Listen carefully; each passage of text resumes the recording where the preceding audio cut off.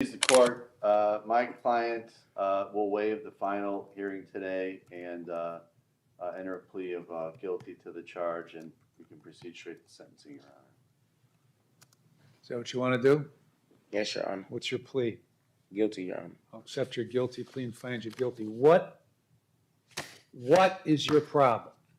Can I read you my letter, I Your mean, Honor? you've been when your case got bound over from Willoughby back in December, until you came here and left for NeoCap, you were an ass ache in the jail.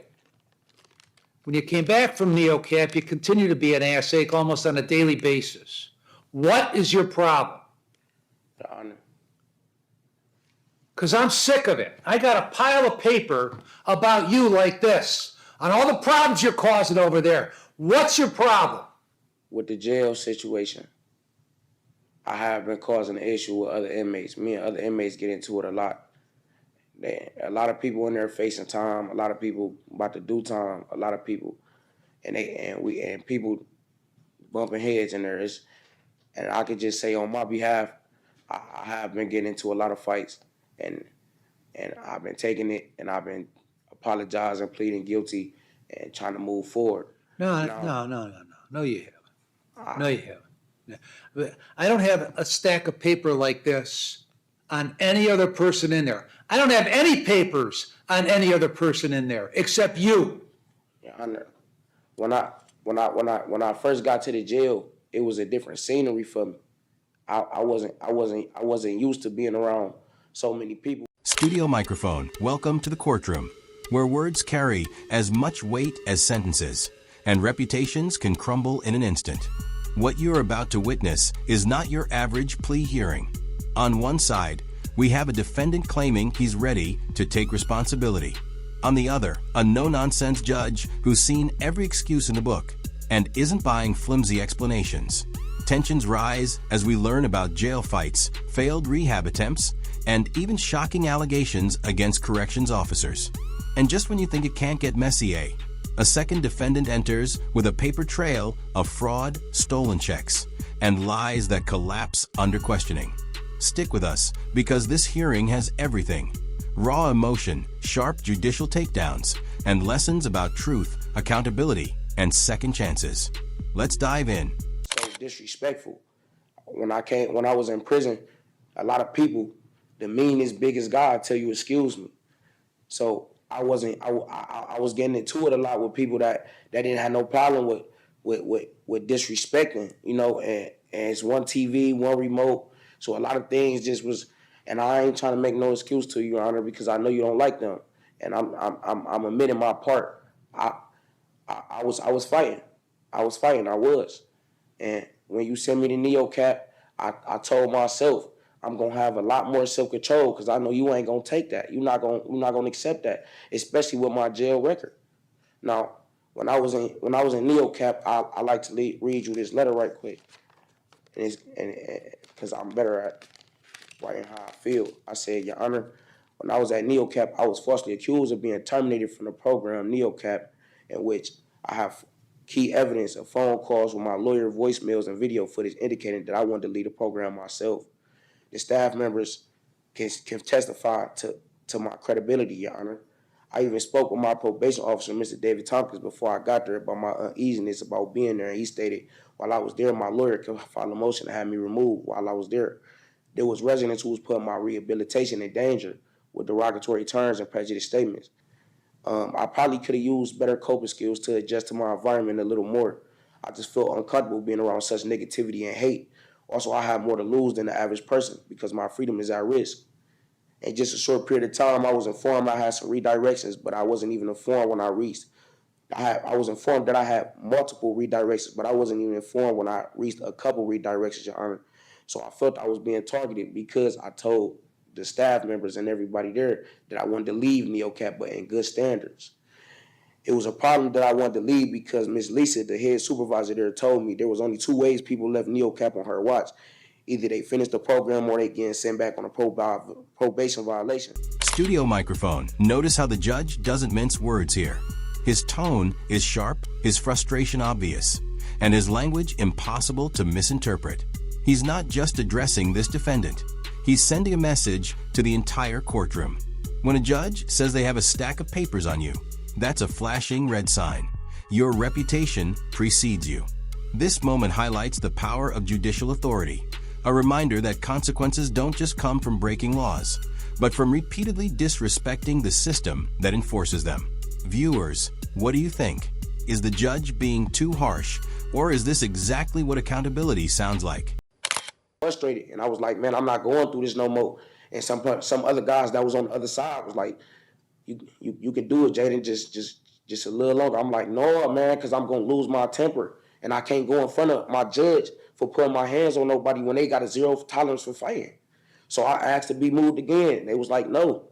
It was like the next time something happened, let us know. And I let him know. Then the very next day, he made a black joke, and everybody in the room laughed because I was the only black dude on that side.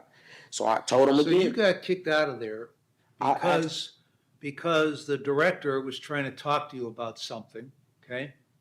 And you kept talking over her and arguing with her, and you got louder and louder. They moved you to another area away from other people, and you continued to yell and talk over her till they moved you to a room where nobody was in, attempted to talk to you again. You did the same thing, then started throwing stuff. That's why you got kicked out. Your Honor, that is what they trying to tell you, Your Honor. I have had one other alleged problem at NeoCap, 9.5 years, and it turned out to be bullshit, okay? So all I know is you were an ass ache over here when you got here from Willoughby, when you got arrested in December, until you left, and it started again once you came back. No. So you're going back here. Now, you're going back to the jail. And I'm going to get a daily goddamn report on you. And if there's any trouble with you, then you're coming right back here for the sentence. Do you understand me? Yes, Your I Honor. don't want to hear any more bullshit going on with you. Your Honor, can I please tell you something I'm dying to tell you, Your Honor? Like, I hear what you...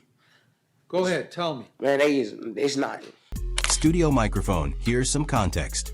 NeoCap isn't just another program. It's designed to give offenders structure while still letting them work. Think of it as a second chance wrapped in strict rules. But here's the catch. Success requires humility, patience, and the ability to follow orders. That's not easy for someone who's already struggled with authority. The defendant claims he was unfairly treated, but programs like NeoCap are tough by design. They weed out excuses and demand personal accountability. The bigger question, is he a victim of circumstance or just resistant to change? Nah. See, that's why they playing with my life, man.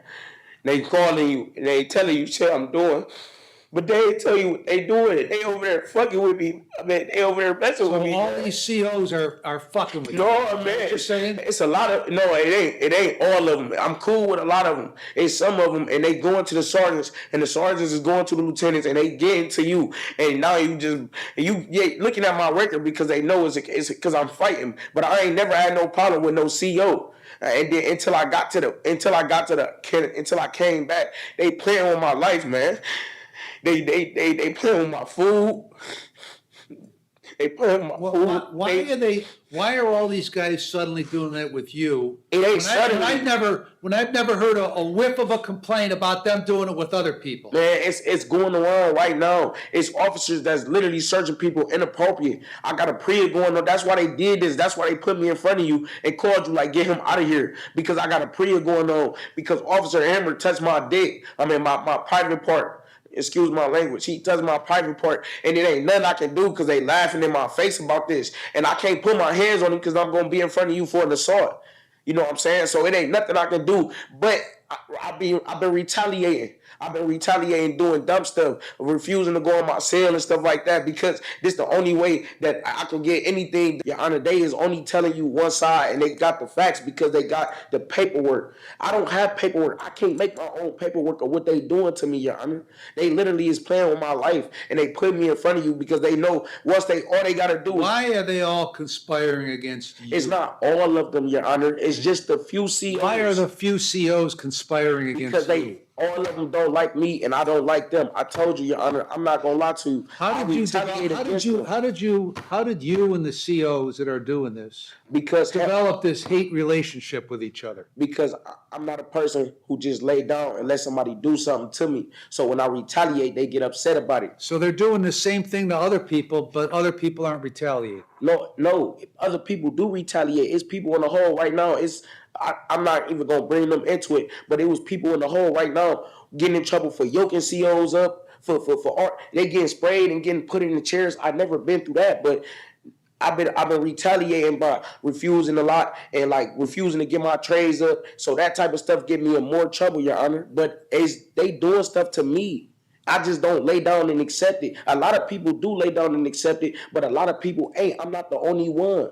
I'm not the only one that's been, I don't never put my hands on them. It's people that's in a hole right now that you probably haven't heard about that put their hands on the COs, that wrestle with them. I never did that. But focusing on me, I just retaliate, Your Honor, because they doing stuff to me and they not telling you about that, Your Honor. And I apologize that this had to even become before you. And I had a dream that they was gonna do something like this, but I never thought it was gonna be real, man. They is playing with my life. I got time over my head and they calling my judge. They calling my judge like they playing with my life, Your Honor. I'm doing stuff. Yes, I'm not sitting here telling you I'm an angel or I'm not. I am, but I'm doing stuff to retaliate against what they doing to me. That's now since I've been in the hole right now. Before I went to NeoCap, I never had a problem with an officer. Never. Well, you did because I read them all. Take it back. It was all back. We'll be fights. back later. I'm still gonna see you this afternoon, okay? I'm gonna explain. I'll still see you this afternoon. Studio microphone, and here it is. The judge draws a line in the sand. Daily reports, zero tolerance, no more excuses. This is classic judicial strategy. Instead of slamming the door completely, the judge leaves it cracked open, offering a short leash. One more slip, and the consequences will be swift. For the defendant, this is a make or break moment. Either he proves he can control himself, or he confirms exactly what the paperwork says. What would you do if you were in his shoes? Use this as motivation or spiral deeper into defiance. I'm just very, I'm tired of just letting my family down and you know, I just need definitely a chance at treatment. It's a hard addiction and, but, I just,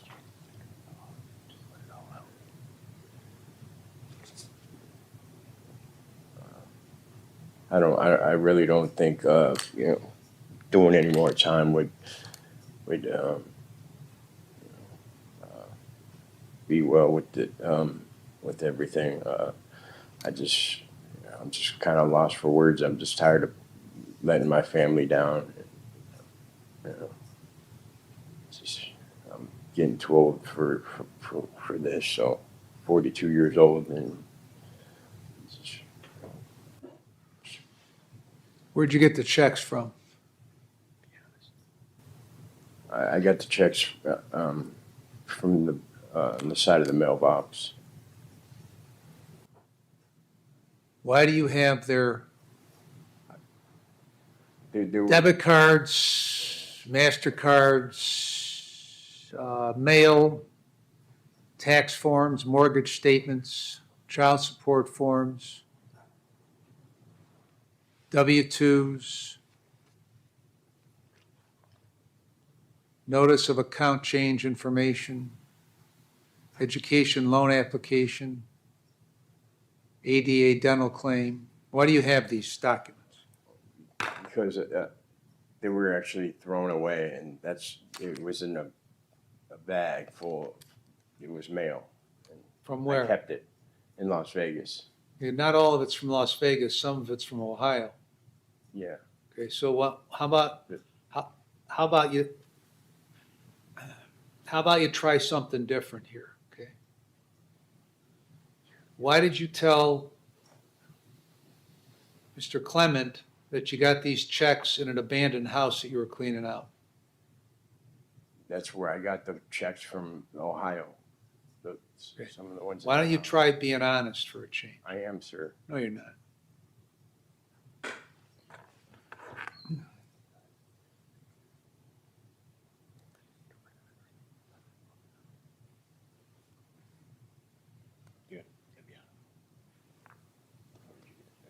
July 8th.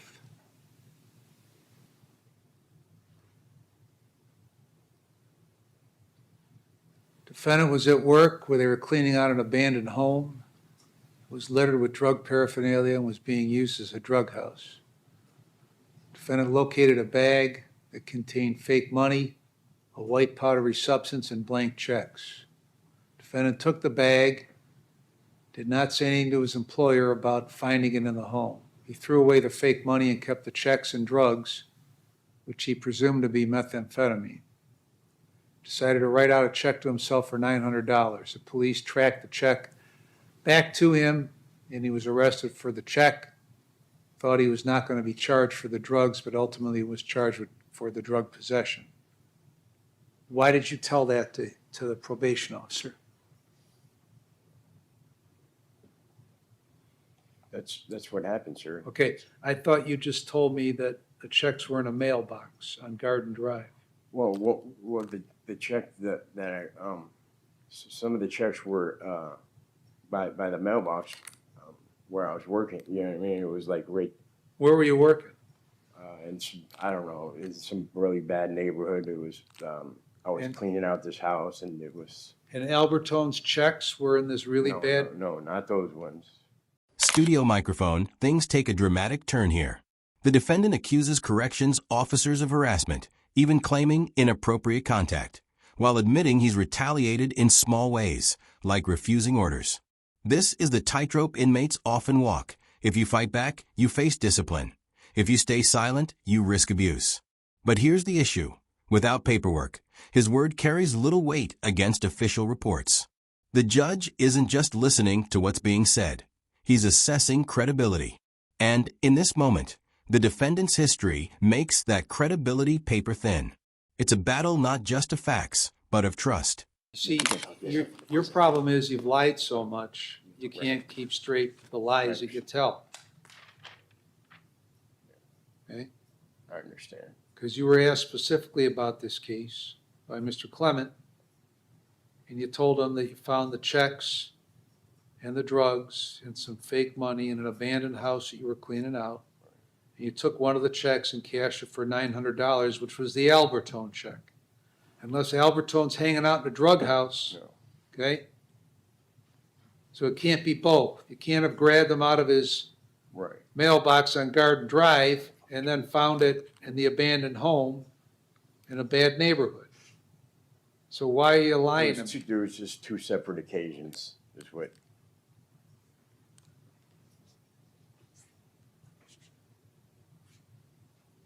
Well, so where did you get the Dominic Albertone check that you cashed for $900? By this golf course, and, Okay, and and why did you tell him you got it out of this abandoned house? because to tell you the truth, sir, I didn't know whose name or who these, you know what I mean? I don't know which checks were which ones or which one were to belong to who, you know what I Okay, mean? now you've been in jail for 148 days, right? Yes, yes. Yes, So certainly, within the last 18 days, you haven't been doing meth, so you had a clear head on July 8th, right? yes. 130 days into your jail sentence. And you couldn't keep clear what this charge was, what you were pleading to, what you were talking about with Mr. Clement?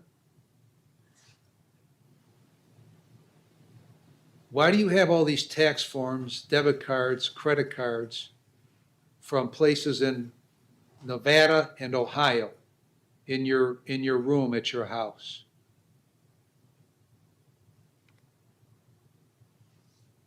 You ask me.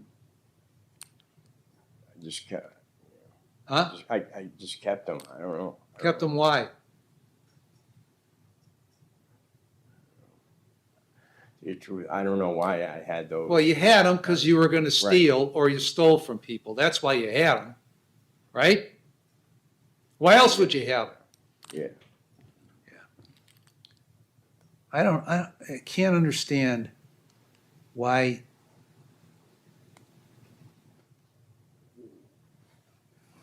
you come in here and you assume I'm a goddamn idiot, that I can't see what's in black and white here. I know the drug addicts are the biggest con men, right? But man, you